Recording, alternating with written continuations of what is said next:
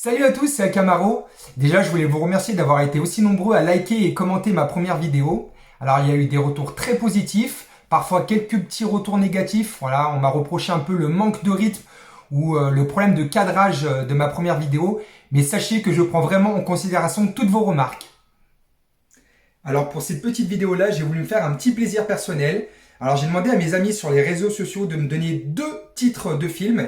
Et voilà, pour pouvoir donner mon avis très bref sur ces films. Je vais pas rentrer dans les détails, hein, vraiment, ça va être assez évasif.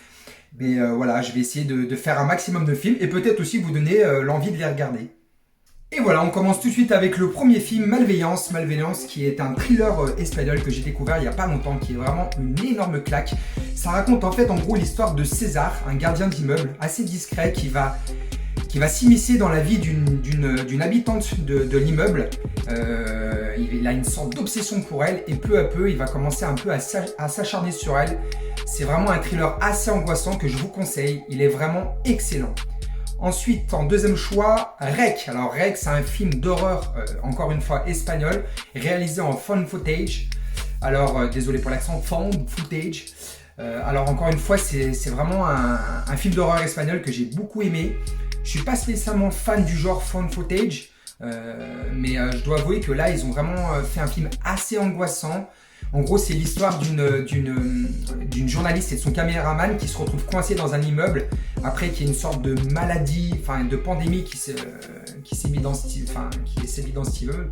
Et c'est quand même assez angoissant. Et puis notamment les 15 dernières minutes qui, moi, vraiment m'ont foutu les chcottes. Vraiment, je vous conseille de le voir. Ensuite, on a Seven. Alors, Seven, c'est le film qui a forgé ma cinéphilie. C'est mon film préféré, mon film de chevet. C'est le film qui m'a fait adorer David Fincher. C'est vraiment pour moi un des plus grands polars de l'histoire du cinéma. Voilà, il y a vraiment un thriller qui est glauque, qui est sombre, qui est pessimiste. Et d'ailleurs, la dernière scène dans le désert, sans spoiler, la dernière scène dans le désert est pour moi une leçon de cinéma. Voilà, le trio d'acteurs Brad Pitt, Kevin Spacey, Morgan Freeman, la réalisation, la musique, le tout dans cette scène finale est incroyable. C'est un chef-d'œuvre absolu. Peur Primale. Alors Peur Primale, c'est le thriller qui m'a fait découvrir Edward Norton, qui déjà mettait la barre très haut. C'est un acteur vraiment très très bon. Avec Richard Gere aussi. C'est un film qui raconte l'histoire d'un avocat qui défend un jeune homme qui est accusé d'avoir tué un prêtre ou un pasteur, enfin je sais plus trop. C'est un film qui est vraiment pas mal, un peu un polar à l'ancienne avec une enquête assez classique, pourtant qui paraît assez classique et pourtant au fur et à mesure du film il va y avoir quand même quelques rebondissements assez surprenants. Si vous aimez un peu les films avec des twists, moi je vous le conseille, il est vraiment très très bon. Rambo 5, ouais, Rambo 5, pour moi, il est temps de s'arrêter. Voilà, j'aime beaucoup Stallone, mais voilà, je suis un fan du premier Rambo, mais le dernier, c'était vraiment un désastre. J'ai pas du tout aimé, j'ai trouvé ça ridicule, j'ai trouvé ça ringard, je l'ai pas trouvé crédible. Voilà, je pense que voilà, c'est Rambo 6, le prochain se passera sûrement dans un EHPAD. Voilà, je sais pas, mais là, faut qu'il s'arrête. Ensuite, Fight Club. Alors, je peux pas en parler. La première règle du Fight Club, c'est qu'il est interdit de parler du Fight Club. Désolé. Prédestination. Alors, Prédestination, c'est un film qui est assez méconnu. Si vous aimez les films de science-fiction assez tordus, avec un scénario qui est complètement fou, je vous le conseille. C'est un film avec Ethan Hawke. C'est un film qui est très peu connu, qui n'a pas eu un très grand succès, mais je dois dire que moi, j'ai beaucoup aimé. Et le scénario, il est quand même assez tordu. Donc si vous aimez les films de science-fiction avec une histoire quand même complètement tordue, je vous conseille ce film. Moi, il m'a mis une petite claque. Le cercle des poètes disparus. Oh, capitaine, mon capitaine. Voilà, ça c'est le film de mon enfance. Là, c'est la nostalgie qui parle. Ça montre à quel point voilà, Robin Williams nous manque énormément. C'est un acteur qui savait tout jouer, quoi. La comédie, le drame, dans Will Hunting aussi notamment. Enfin, c'est vraiment un film très émouvant avec vraiment un casting, enfin des acteurs très bons. J'ai beaucoup aimé ce film très émouvant. Voilà, c'est un peu une ode à la vie. En gros, c'est un jeune homme qui débarque dans une université et il y a le prof de littérature qui va un peu chambouler leur vie en leur donnant un peu des philosophies de vie, en s'inspirant des grands écrivains. Et c'est vraiment un film qui est très émouvant avec un final qui est avec une fin, voilà, qu'on a tous pleuré devant la fin, je pense. Ensuite, The Machinist, The Machinist, je sais pas comment ça se dit. Alors c'est un polar énormissime. Voilà, vraiment, si vous aimez un peu les polars à la Hitchcock, à la David Lynch, foncez. Ce film, il n'a pas fait un grand succès. Il s'est un peu rattrapé en ayant un peu un statut culte grâce à la performance de Christian Bale, qui a perdu, je crois, 26 ou 27 kilos pour le rôle. C'est un film extraordinaire. C'est un film qui est très glauque, un peu sombre. Voilà, Christian Bale, il livre une performance assez incroyable.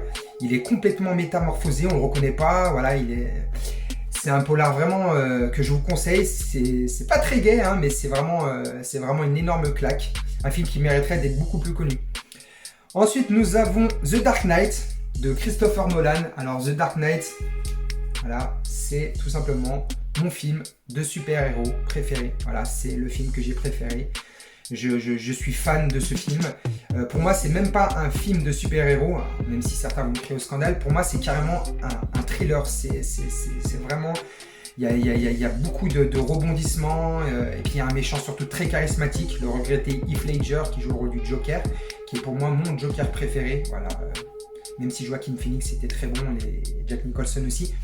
C'est un film que je vous conseille, qui est vraiment très bon. Je pense que la plupart d'entre vous ont dû déjà le voir. Mais voilà, il est très très bon. Ensuite, My Sissy Girl. Alors, My Sissy Girl, je l'ai découvert il n'y a pas longtemps sur les conseils d'un ami. C'est un film, c'est une comédie romantique coréenne. Voilà, sud-coréenne. Alors moi j'adore le cinéma sud-coréen, le cinéma asiatique en règle générale. Et ce film il est complètement assez barré voilà, t'as une actrice qui est complètement tarée dans le film, qui fait un petit peu la misère au héros principal. Mais au final c'est quand même une vraie histoire d'amour, mais elle sort un peu des sentiers battus quoi. Tu vois, il n'y a pas trop de clichés au début, le côté mièvre un peu, c'est vraiment... Il y a beaucoup de scènes qui sont vraiment très drôles. Et voilà, j'ai beaucoup aimé. Si vous aimez donc les comédies romantiques un peu barrées et le cinéma asiatique, foncez, c'est un classique. Ne regardez surtout pas le remake américain, c'est très mauvais. Ensuite, The Gentleman. The Gentleman qui a été pour moi mon film préféré de 2020. Voilà, c'est un film de Guy Ritchie avec un casting incroyable. Matthew McConaughey, Hugh Grant, Charlie Hunnam, l'acteur de Sons of Anarchy. C'est vraiment pour moi l'un de mes films préférés de Guy Ritchie. C'est un peu, voilà, on retrouve tout de suite la patte de Guy Ritchie. Voilà, c'est dans la même veine que Snatch, Arnaque, crime et botanique. C'est vraiment un excellent film. Des dialogues qui sont vraiment fun, des rebondissements, un scénario qui est incroyable, c'est punchy, il y a une bonne BO. En fait, c'est la patte de Guy Ritchie. C'est un très bon film, je vous le conseille. The Fighter. Avec Mark Wahlberg et Christian Bale, qui a eu un Oscar pour ce rôle, bizarrement. C'est un de mes films de boxe préférés avec Rocky. Voilà, c'est un film que j'ai beaucoup aimé. En gros, c'est l'histoire de Mark Wahlberg, qui est un boxeur qui espère arriver à un haut niveau. Et en fait, il est épaulé par son frère, mais seulement son frère, c'est un junkie. C'est quelqu'un qui est un peu abîmé par la vie et donc il va pas forcément lui donner les bons conseils. Il va même avoir tendance un peu à le tirer vers le bas. Et donc en gros, Mark Wahlberg il va comprendre qu'il va falloir qu'il se détache un peu de ce frère nocif pour pouvoir avancer. C'est un film que j'ai beaucoup aimé, vraiment. C'est un excellent film. C'est mon film préféré, je crois, de David Russell. Je vous conseille de le voir, il est très très bon. Sérieusement, c'est une bonne petite claque. Ensuite, on a Gilbert Grape. Gilbert Grape, le film qui m'a fait découvrir Leonardo DiCaprio, voilà, qui d'ailleurs a eu sa première nomination aux Oscars dans ce film. Donc ça raconte l'histoire d'un jeune homme, donc Johnny Depp, qui doit donc veiller un peu sur sa famille après la mort de son père. Voilà. J'ai vu il y a très longtemps, j'ai peu de souvenirs. Et en gros, ce jeune homme, il va être un peu chamboulé parce qu'il va tomber amoureux d'une fille qui va rentrer dans sa vie. Donc Leonardo DiCaprio joue le rôle d'un handicapé dedans et je trouve que c'est une des plus grandes performances de l'acteur. Il y a même des critiques qui pensaient qu'il était vraiment handicapé tellement il était incroyable dans ce rôle. D'ailleurs, c'est pour moi l'une des meilleures performances d'une personne qui joue quelqu'un avec des troubles un peu comme ça de la personnalité, avec Dustin Hoffman dans Rayman, Sean Penn dans Je suis Sam, Je suis Sam. C'est vraiment une excellente performance et en fait, je pense qu'il suffisait juste de regarder ce film pour comprendre que son destin était forcément allait être incroyable. Voilà, dès son plus jeune âge, le mec, c'était un acteur, il cassait tout quoi. Ensuite, Casse Départ. Alors Casse Départ, j'ai vu au cinéma avec un de mes meilleurs amis. Ça a été, oui, on a bien rigolé. Ça pose un petit peu la question du fait de est-ce qu'on peut rire de tout, même des sujets les plus graves. Voilà, on rigole quand même de l'esclavagisme. Oui, enfin moi je pense que oui, on peut, mais voilà, quand c'est bien fait. Ce film-là, même s'il y a des moments qui sont, enfin, des passages vraiment très très lourds, il y a quand même des excellentes vannes, notamment la scène où Thomas Njijol se fait fouetter. Et, voilà, il sort une réplique qui est culte. C'est un film qui, moi, m'a beaucoup amusé. Après, de là à en parler comme un chef-d'œuvre, on est très loin de là. C'est voilà, c'est frais, tu regardes ça un dimanche après-midi où il pleut, c'est tranquille, quoi. Godzilla vs Kong. Voilà, c'est une daube pour moi. Voilà, c'est un film qui, cinématographiquement, n'a strictement aucun intérêt. C'est une longue cinématique PS4 ou PS5 de 1h30. Voilà, c'est juste de l'action, aucune épaisseur dans les personnages, aucune profondeur, aucun attachement, rien. Voilà, moi dans le genre, avec les kaiju, tout ça, j'ai préféré Pacific Rim de Guillermo del Toro, même si c'était aussi un scénario un peu cliché. Pour moi, il y avait un peu plus de qualité. Voilà, Godzilla vs Kong, c'est pas du tout ma came. Bien évidemment que je vais parler de Fight Club, les amis. Fight Club, c'est un chef-d'œuvre. C'est un des meilleurs films de David Fincher avec Seven. C'est un film qui a fait un flop complètement injustifié quand il est sorti au cinéma, ce qui est complètement dramatique. Le film a été taxé de fasciste, de faire l'apologie de la violence. Le film n'a absolument pas été compris par la presse, comme souvent. Mais heureusement, grâce aux spectateurs et surtout à la qualité du film, le film a été considéré comme culte plus tard. Et je pense que maintenant tout le monde l'a vu et tout le monde apprécie ce film.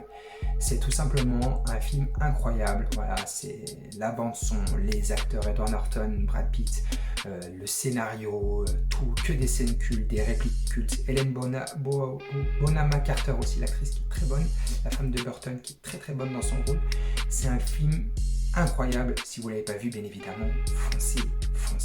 Voilà, j'espère que cette petite vidéo vous aura plu. N'hésitez pas à liker, à partager et aussi à mettre dans les commentaires ce que vous avez pensé des films que j'ai cités. Et si vous avez aussi des suggestions d'autres films, n'hésitez pas, je pourrais en parler dans une prochaine vidéo si cela vous plaît. Voilà. Je voulais aussi préciser, je ne suis absolument pas du tout un critique cinéma. Voilà, c'est juste des avis totalement subjectifs. Voilà, ça n'engage que moi. Et voilà, j'espère qu'en tout cas cette vidéo vous aura plu. Moi, j'ai pris beaucoup de plaisir à la faire. Et je vous dis à la prochaine. Salut les amis!